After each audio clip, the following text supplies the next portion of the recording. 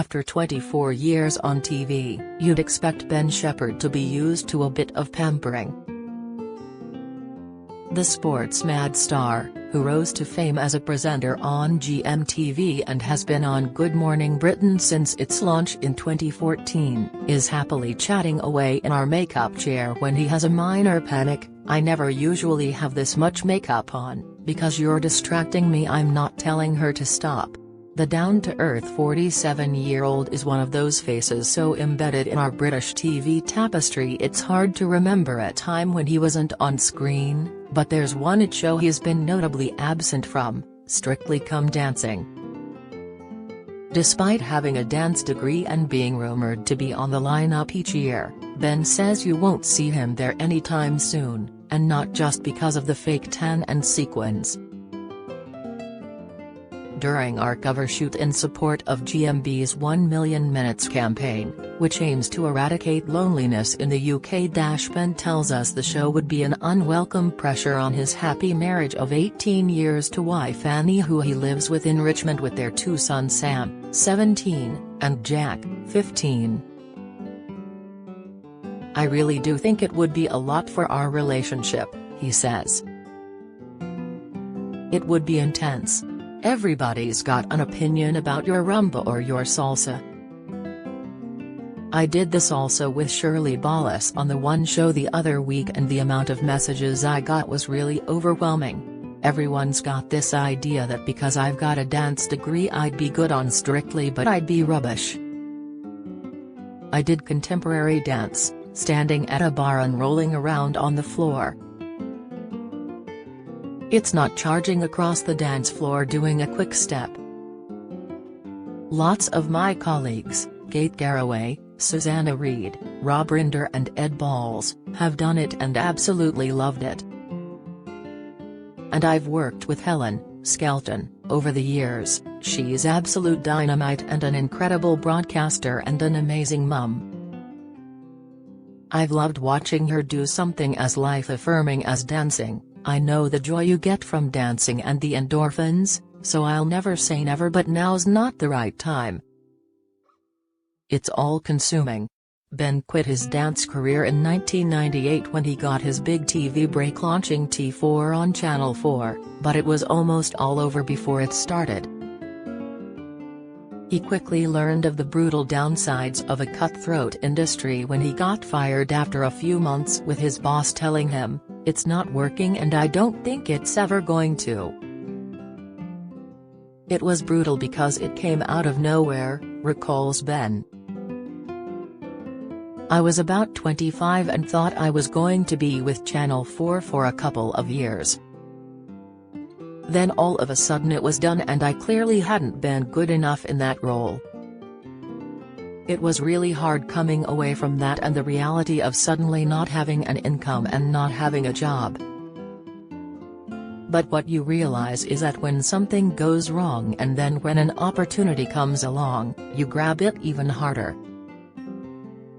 For Ben, it was GMTV in 2000 that came calling and catapulted him to the heart of breakfast TV.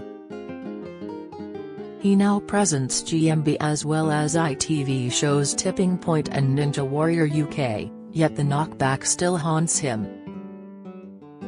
"I still constantly question if I'm good enough now," he admits. "I'm always trying to improve. That's one of the brilliant things working alongside Susanna, Kate and Ranveer Singh. I feel like I'm learning all the time. Nobody is more critical of me than I am of myself." While that might be the case, his mainstream success has made him a target of trolls, and Ben has set his social media setting to block anyone who posts negative comments.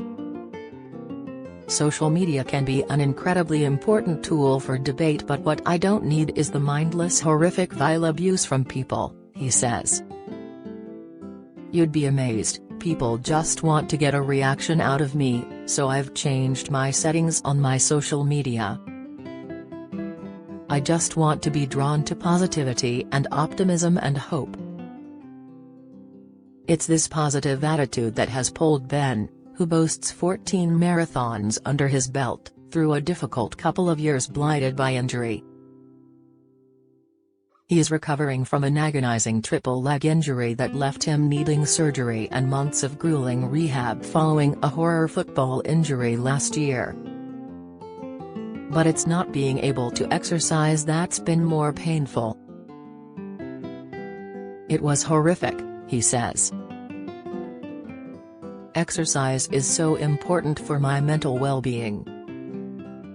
With my work being so busy, it's the one thing I can control, and I struggled." Annie was desperate for me to go for a run.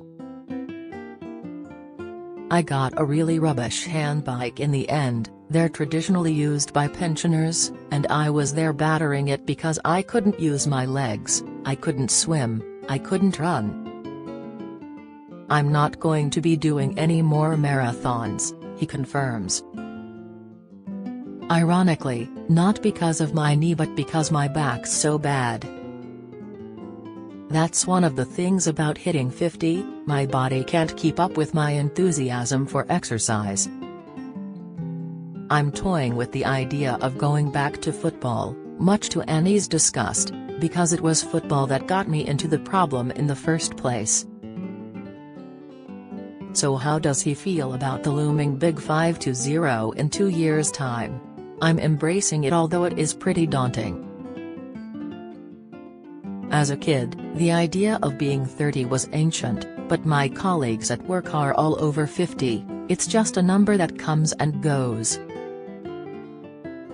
It will be mine and Annie's 20th anniversary and my 50th birthday, a double whammy," he says. The couple, who first met at the University of Birmingham in their 20s, tied the knot on a private island off the coast of Devon, surrounded by a small number of friends and family. While there are no solid plans to renew their vows yet, Ben is eyeing up his pal Chris Kamara to officiate should they decide to. Reflecting on their happy day, Ben says, "I daydream about the moment Annie came into the church. The vicar commented on her coming down the aisle because I didn't turn around because I thought I was going to cry. It was hilarious because he was just commentating on how beautiful she looked. She looks great, she's turning to the crowd, she's saying hello to the crowd, she's absolutely loving it.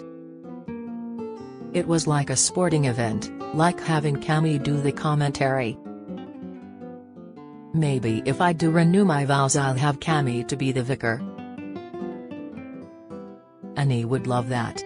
My mate said to me, 'It's going to be the best day of your life,' and I said to him, 'I've had some pretty good days. I've seen England win the Rugby World Cup, I've seen the British Lions win in South Africa,' but I had to admit to him afterward he was absolutely right." This week, Ben has joined his colleagues Kate and Susanna to launch a project close to his heart, Good Morning Britain's award-winning 1 Million Minutes campaign. Now in its 7th year, it encourages viewers to pledge their time to charities and connect with those that feel alone or isolated. "I'm lucky because I have a big family and we all get together, but on those Christmases we can't, I really struggle," says Ben. It must be really difficult for people if they are on their own, which is why the campaign is so vital. The magical thing about the 1 Million Minutes campaign is that people don't have to spend any money. It's a far more important resource that they have to offer, which is their time. It makes such a difference. Watch 1 Million Minutes every weekday in December on Good Morning from 6 a.m. on ITV1 and ITV Hub.